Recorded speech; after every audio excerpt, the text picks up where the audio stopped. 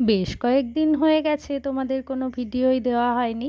কেউ রাগ করো না বন্ধুরা, এবার থেকে আবার রেগুলার ভিডিও আসবে। আসলে আমি একটু বাইরে ঘুরতে গেছিলাম। না না, ভেবো না যেন পাহাড়ে গেছি, এবার আমি গেছিলাম সমুদ্রে। বাড়ির কাছেই দীঘা গেছিলাম বেড়াতে।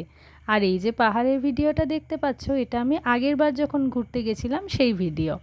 আর তোমাদের তো বলেইছিলাম এশিয়ার সবথেকে পরিষ্কারতম নদী যেটা হচ্ছে ডাউকি, সেই ভিডিও তোমাদের সাথে খুব তাড়াতাড়ি শেয়ার করব। তো আজকেই সেই ভিডিওটা শেয়ার করে নিচ্ছি। ডাউকি এলে প্রকৃতির অপরূপ সৌন্দর্যে তোমাকে হারিয়ে যেতেই হবে, এই ব্যাপারে কিন্তু আমি নিশ্চিত।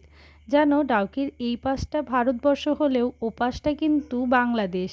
আর এই যে দেখতে পাচ্ছ, এটা একটা নদীর চড়া বা দ্বীপ বলা যায়। বালি আর পাথর ছাড়া সেরকম কিছু নেই, তবুও এই ভিউটার জন্য কিন্তু এখানে আসতেই হবে, যেটা আমরা নৌকা করে এলাম।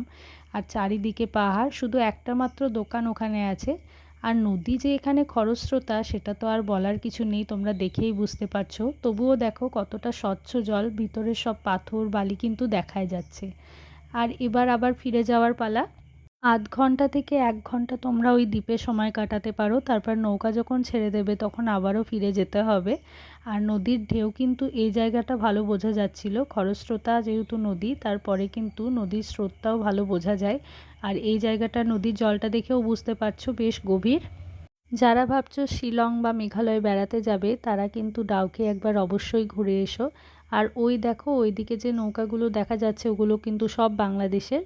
ওই দিকটা আমরা যাব না বা যেতে দেবেও না, এই দিকটা ভারতবর্ষ। চলো আবার ফিরে যাই।